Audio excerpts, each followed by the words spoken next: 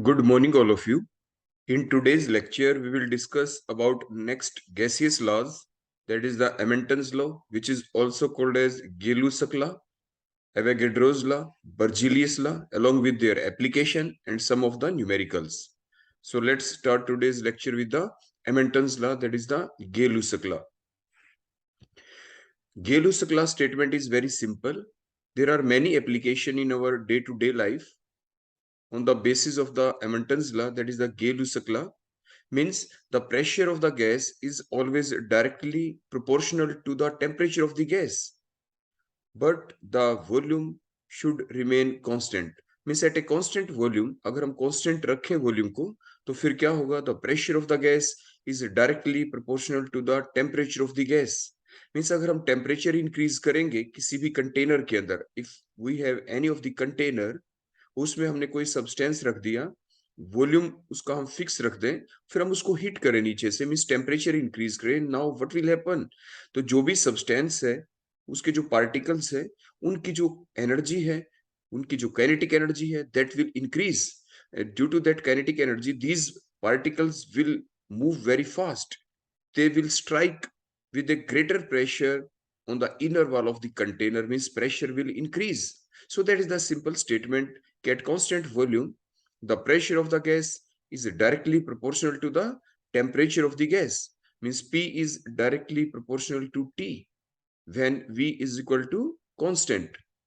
If we replace the proportionality constant with a constant, then P is equal to constant multiplied by T, or you can say P divided by T is equal to constant. Means the ratio of pressure by temperature will always be constant at a constant volume. So we can write P1 by T1 is equal to P2 by T2 is equal to P3 by T3 is equal to P4 by T4 and so on. So that is the very simple formula जिसके basis के ऊपर आप काफी सारे numerical solve करेंगे. You can see here in that particular diagram. जो ये diagram है, देखो इसमें आप बड़े ध्यान से देखें कि आपके पास पहले और बाद में, बिफोर एंड आफ्टर, ये स्टेटमेंट हमें दिखा रखे. Before heating and after heating. Before heating the movement of the particles is very low. जो पार्टिकल्स की मूवमेंट है बहुत ही कम आपको दिख रही है. और जो प्रेशर गोज है उसके अंदर आप यहाँ पे देखें, आपको प्रेशर भी कम दिखाई दे रहा है. But after the heating, during the heating, you can see what will happen. The kinetic energy of the particles increases. देखो ये जो particles है यहाँ पे, ये आपको ज्यादा मूव करते हुए दिख रहे हैं. और आपको ये प्रेशर गोज के अंदर देखो, ये जो नीडल है इसके अंदर भी डिफ्लेक्शन आ गई, मीन्स प्रेशर भी इंक्रीज हो गया. ऑन दैट बेसिस हमने क्या लिखा? P1 by T1 is equal to K, that is the constant. P2 by T2 is equal to K, that is the constant. Constant means K, value of K will remain same. So on that basis, we can write P1 by T1 is equal to P2 by T2. Now the graph, which is now been plotted between the pressure and the temperature.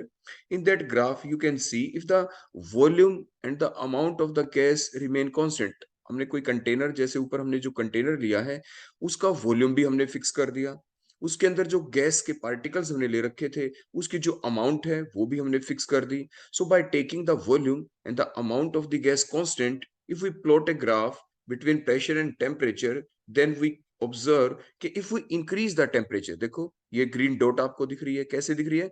If we increase the temperature, what will happen? If we increase the temperature, every point the pressure will increase. The temperature increases, the pressure increases. On further increase of temperature, the pressure further increases. On further increase of temperature, the pressure will further increase. Because with further increase of temperature, the kinetic energy of the particles increases. Or due to that increased kinetic energy, these particles will strike with the inner wall of the container with greater force. Means force increases, and force increase, volume तो वही है, area तो वही है, तो force by area is the pressure. So the pressure will also increases. So that is a simple graph which represents the effect of the temperature on the pressure by keeping the volume and the amount of the gas remain constant.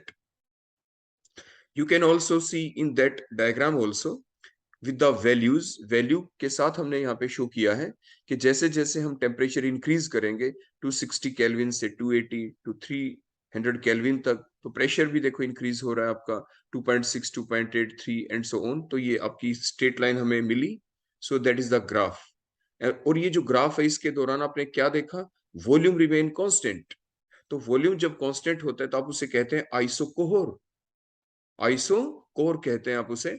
जैसे आपने देखा था Boyle's law के दौरान जो हमने temperature constant रखा, so all the graph, देखो जरूरी नहीं कि बॉयल्स, चार्ल्स और अब ये एमंटन्स लॉ आ गया, इसके दौरान यही ग्राफ होने चाहिए।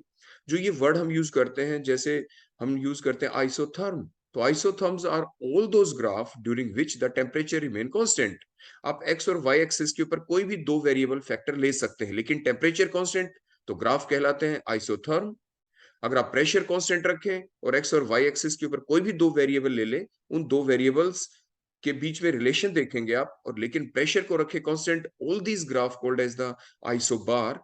सिमिलरली यहाँ पे हमने दो वेरिएबल कौन लिए, प्रेशर और टेम्परेचर, और वॉल्यूम को क्या रखा, constant. So such type of graph called as the isochore.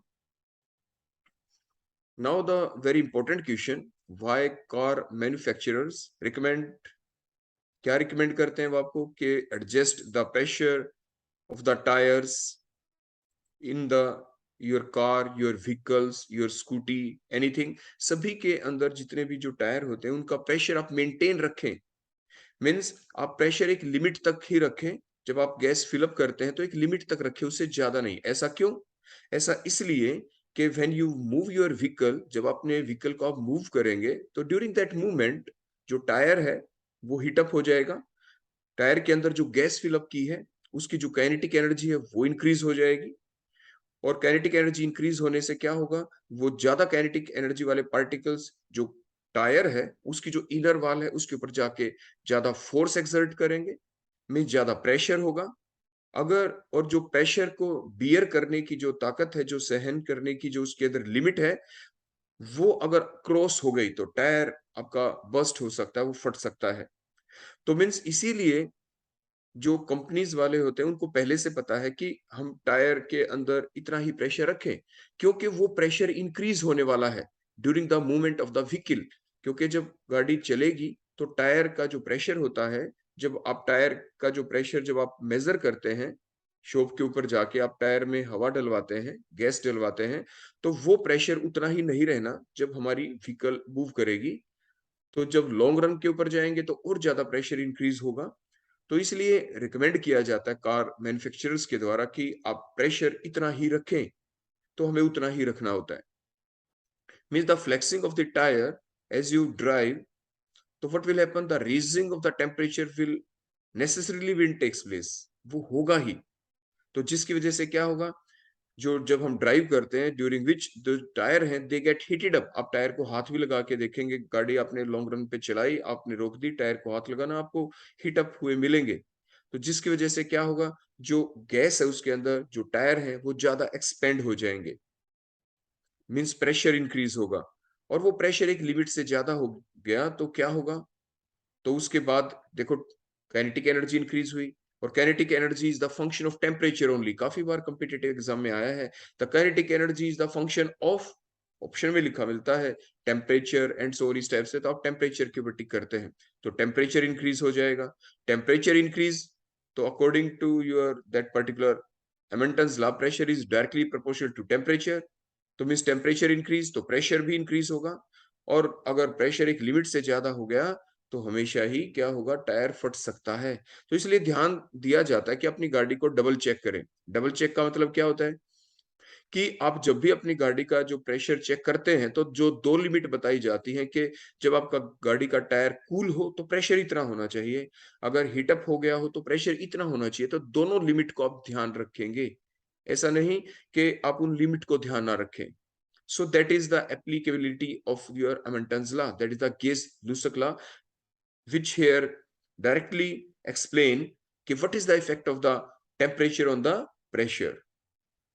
Next, pump up your ping pong ball. हमारे पास देखो घर में प्लास्टिक की बॉल होती है, तो जो प्लास्टिक की बॉल है क्या हुआ कि जैसे बच्चे खेलते हैं तो उन्होंने उसको प्रेस कर दिया, तो किसी एक एंड से जो बॉल है वो बिल्कुल देखो ऐसे सर्कुलर नहीं रही। देखो जैसे बॉल तो सर्कुलर होती है ऐसे, वो ऐसे देखो एक साइड से ऐसे पिचक गई, देखो ऐसे प्रेस हो गई।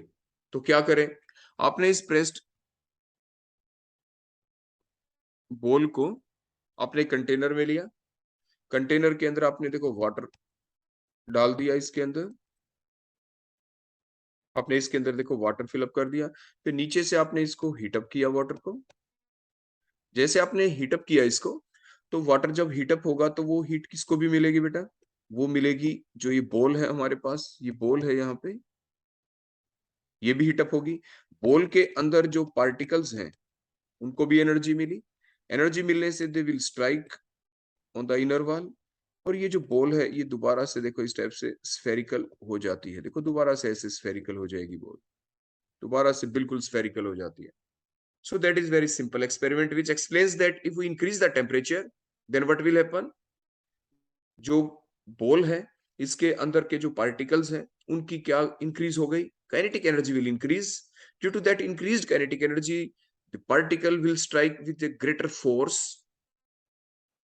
and due to that greater force जो बॉल है दोबारा से स्फेरिकल हो जाएगी, वो अपनी ओरिजिनल शेप को क्या कर लेगी? एक्वायर कर लेगी।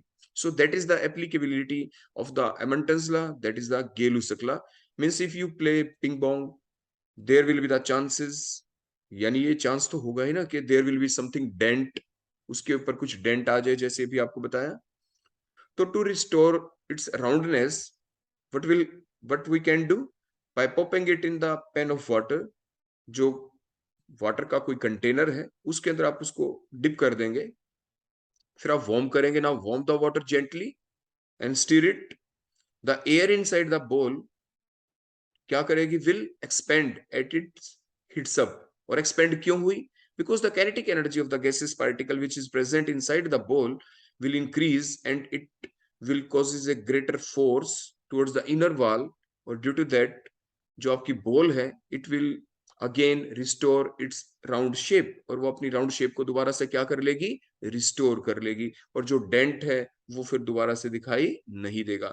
So that is the applicability of the Hamilton's law, Gay-Lussac law in our day-to-day life.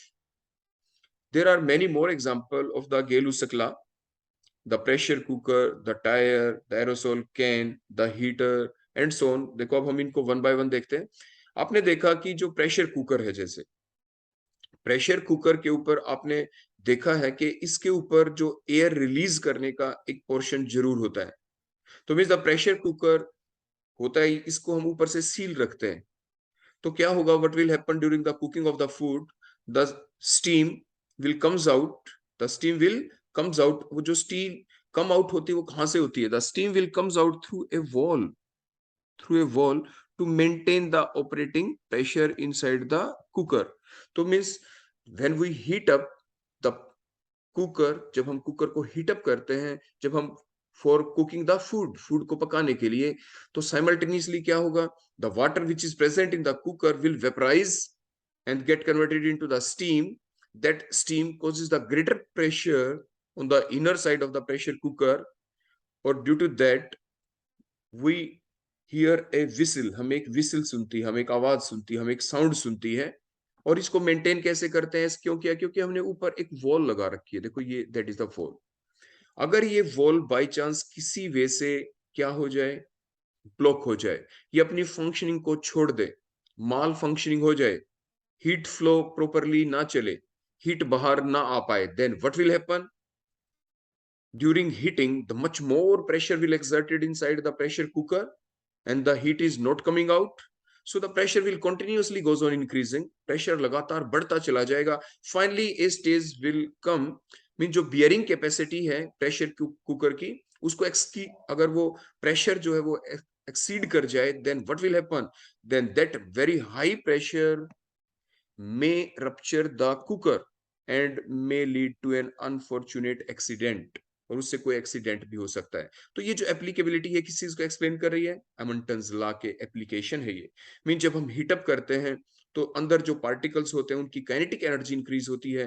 Kinetic energy increase होने से they will causes the greater force will exert on the inner wall of that container, that pressure cooker here, and due to that greater force, if there is no exit, then that greater force if further exceed, that may cause the explosion of that pressure cooker, that may cause the rupturing of that pressure cooker, which may lead to an unfortunate accident. So that is the application of the Amundsen's law.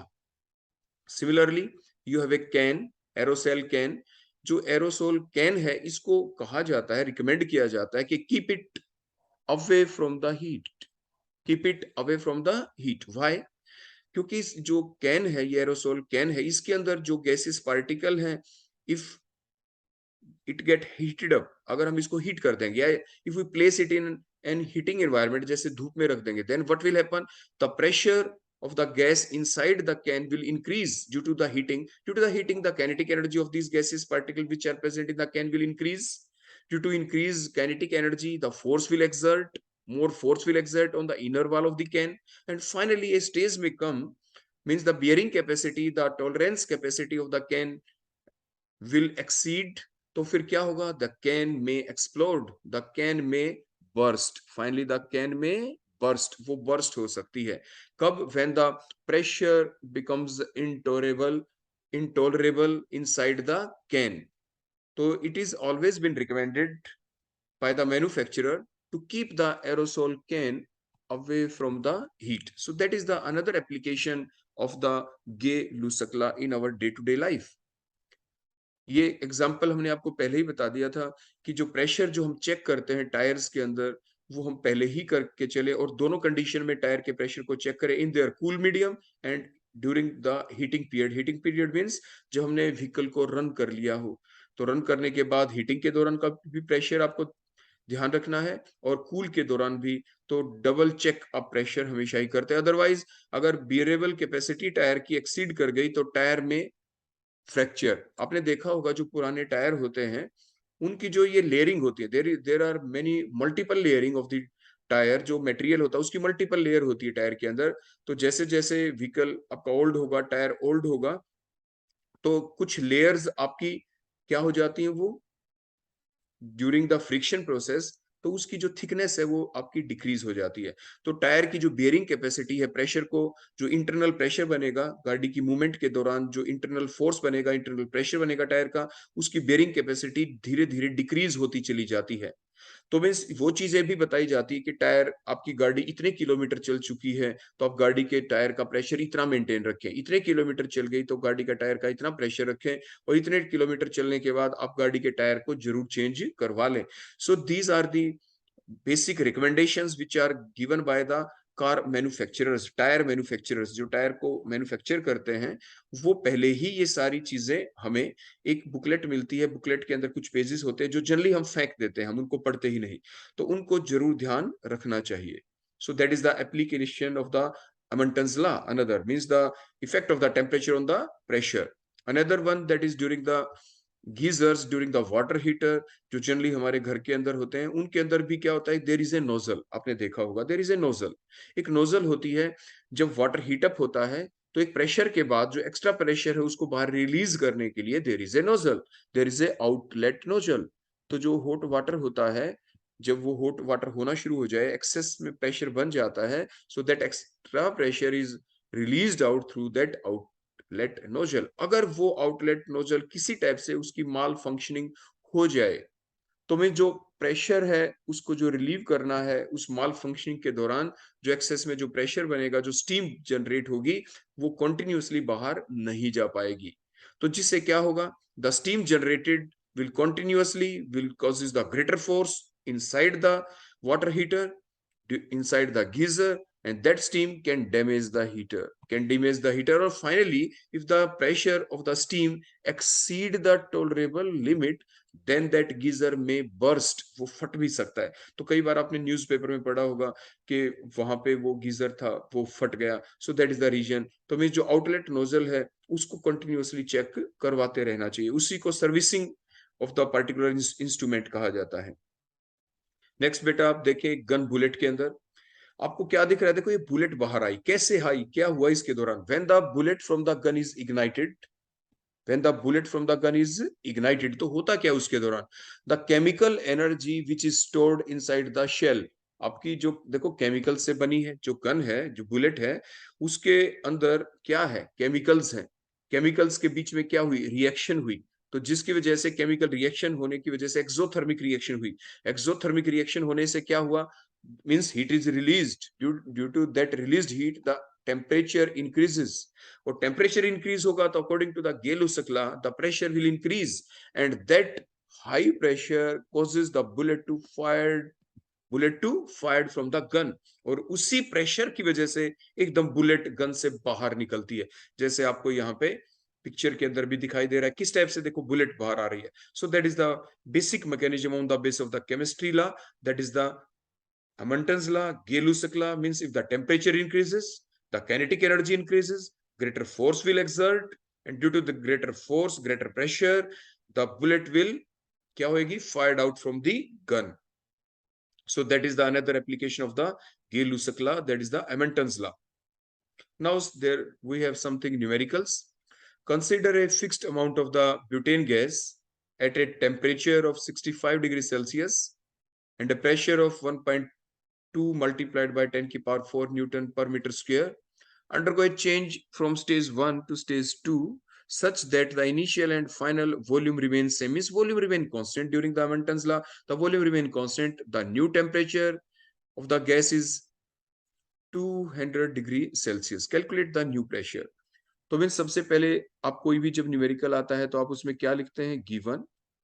Given means initial temperature is T1, that is the 65 degree Celsius. Convert it into the kelvin. ये बात आप जरूर ध्यान रखेंगे बेटा, आप उसको kelvin में जरूर 273 ऐड कर देंगे. एग्जैक्टली करें तो 273.15 आप लिख देते हैं. आप इसको एड अप कर देंगे. 5 + 3 8, 6 + 7 13, 3, तो 338 Kelvin. That is a T1. Now what is the pressure? That is the P1. That is 1.2 multiplied by 10 raised to the power 4 Newton per meter square. Now what is the final temperature after heating? So temperature, that is a T2, that is given is 200 degrees Celsius. Convert it into Kelvin. 273 add करें. Now it is 473 Kelvin. Now you have to calculate the final pressure, that is the P2, by keeping the volume constant. And during that process, the volume remain constant. Volume आपका constant रहेगा. Now apply the Hamilton's law. Now apply Hamilton's law, Gay-Lussac law. आप Gay-Lussac law को apply करेंगे यहाँ पे. So what is the formula of Gay-Lussac law? Means pressure is directly proportional to temperature, means P1 by T1 is equal to P2 by T2. Now what we have to calculate? P2. So the P2 is equal to P1 by T1 multiplied by T2. Now put all these above value in that formula. So what is the value of P1? That is 1.2 multiplied by 10 की power 4. What is the value of T1? That is 338 Kelvin. What is the value of T2? That is 473. Now after the calculating all these calculation, we found that the pressure value comes out to be 1.9 multiplied by 10 raised to the power 4 Newton per meter square. So that is the numerical on the base of the Hamilton's law. Now the next numerical. The pressure of the water vapors in a pressure cooker is 112700 Newton per meter square. Estimate the boiling point of the water in the pressure cooker. देखो बेटा, आप ये जानते हैं कि जो basic जो boiling point होता है, means at if the pressure is 1 atmosphere, if the pressure is 1 atmosphere, तो उस टाइम पे जो बॉइलिंग पॉइंट होता है, टेम्परेचर जो होता है वाटर का बेटा, वो कितना होता है? 100 degree Celsius. Means 100 plus 273 is equal to 373 Kelvin. देखो इतना होता है बेटा, ठीक है। फिर हुआ क्या, हमने हीट अप कर दिया, प्रेशर कुकर के अंदर जो वाटर था आपने उसको हीट अप किया। हीट अप करने के बाद आपका जो प्रेशर है वो कितना हो गया, 112700 न्यूटन पर मीटर स्क्वायर। देखो ये आपका प्रेशर हो गया, that is the P2, here is the P1 T1। यहाँ पे एटमोस्फियर को आप किस में कन्वर्ट कर लेना बेटा, आपको पहले सिखाया था हमने, न्यूटन पर मीटर स्क्वायर में। Now what will be the final temperature and obeys the Gay-Lussac law, means volume remain constant. जो प्रेशर कुकर है उसके दौरान वॉल्यूम हमने क्या रखा, देखो वो आपका कांस्टेंट है। Now apply the Amontons law, means Gay-Lussac law को आप अप्लाई करें। तो what is the formula of that, that is the P1 by T1 is equal to P2 by T2। देखो आप यूनिट जरूर सेम कर लेना बेटा, मैंने पहले बताया प्रेशर 1 एटमॉस्फेयर को आप न्यूटन पर मीटर स्क्वायर में कन्वर्ट कर लेंगे। Now we have to calculate T2। जब आप T2 को अब कैलकुलेट करेंगे, देखो T2 को आप ऊपर ले जाएं इधर, तो T2 is equal to P2 multiplied by, देखो P1 मल्टीप्लाइड बाय T1। देखो T1 तो ऊपर आ जाएगा इधर और P1 नीचे, तो T1 divided by P1। Now put all these values by keeping in mind that the units must be proper, temperature in Kelvin। चाहे तो इधर P2 को आप एटमॉस्फेयर में कन्वर्ट कर दें या एटमॉस्फेयर को न्यूटन पर मीटर स्क्वायर में कन्वर्ट करें, ये बेसिक चीज आपको ध्यान रखनी है। Now put all these values, सारी की सारी वैल्यूज आप कैलकुलेट करेंगे। मैंने देखो यहाँ पे लिख भी दिया है कि 1 atmosphere is equal to the 101325 newton पर मीटर स्क्वायर, 101325 न्यूटन पर मीटर स्क्वायर, 101325 न्यूटन पर मीटर स्क्वायर। ठीक हो गया बेटा ये, तो ये हमने पुट कर दी। अब ये सारी वैल्यूज आप यहाँ पे पुट करेंगे और finally the answer will comes out to be 142 degree Celsius. Mean सबसे पहले तो बेटा आपका जो आंसर आएगा वो केल्विन में आएगा। सबसे पहले आपका आंसर बेटा किस में आएगा, आपका आएगा केल्विन के अंदर। तो जो केल्विन में आपका T2 का जो आंसर आएगा यहाँ पे केल्विन के अंदर, उसको आप किस में कन्वर्ट कर देंगे बेटा, उसको आप कन्वर्ट कर देंगे फिर डिग्री सेल्सियस में। तो जो भी आपका आंसर आएगा यहाँ पे केल्विन में, उसके अंदर से -273 आप करें और फिर आपका आंसर बेटा किस चीज में आ जाएगा, in degree Celsius, and that answer will be the 142 degree Celsius. तो बेटा ये चीज आपको ध्यान रखनी है।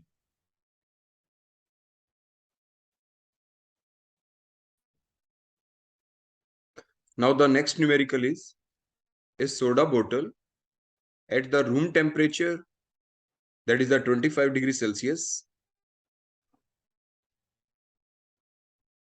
and the pressure of 2 atmosphere is heated to a temperature of 330 degree Celsius, at which it burst, फिर वो फट गई सोडा बोतल। Calculate the pressure of the heated soda बोतल, जो हीटेड सोडा बोतल है उसका प्रेशर निकालें।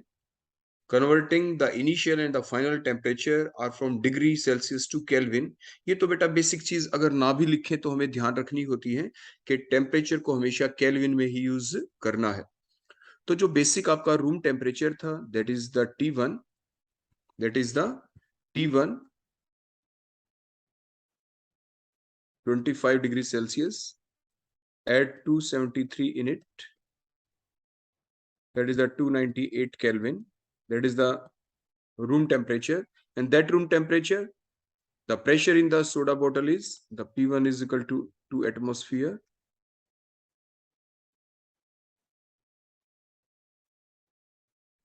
during heating up the temperature gone up to P2 is equal to 330 degree Celsius, convert it into Kelvin by adding 273.15, yes directly 273, that is 603 Kelvin.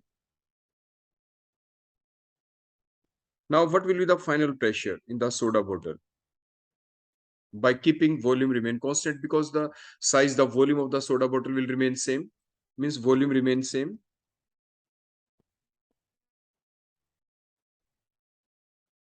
Now apply the Amonton's law, that is the Gay-Lussac law, means T1 by P1 is equal to T2 by P2. Now calculate P2. So P2 is equal to T2 multiplied by P1 by T1. Now put all these values The value of T2 is 603. Multiplied by value of P1 is 2 atmosphere. Value of T1 is 298 Kelvin. After all these calculations, the pressure, that is a P2, comes out to be 4.05 atmosphere. So that is the pressure at which the soda bottle will burst. So that is our next numerical. So that is all about the Emonton's law, their applications and their numericals. और जो जितने भी और numericals है बेटा, अगला जो हमारा लॉ है that is the Avogadro's law, उसको हम नेक्स्ट लेक्चर के अंदर डिस्कस करेंगे. So that is all about today's lecture of the Amontons law. पहले हमने आपको कहा था कि इसी लेक्चर में हम आपको एवोगैड्रोस लॉ, एमंटन्स लॉ इकट्ठा करा देंगे, लेकिन नेक्स्ट लेक्चर के अंदर ही हम आपको एवोगैड्रोस लॉ को पढ़ाएंगे. उसी के रिलेटेड जो एप्लीकेशंस है डे टू डे लाइफ की वो हम आपको बताएंगे, उससे रिलेटेड न्यूमेरिकल्स हम स्टडी करेंगे. So that is all about today's lecture. Thank you.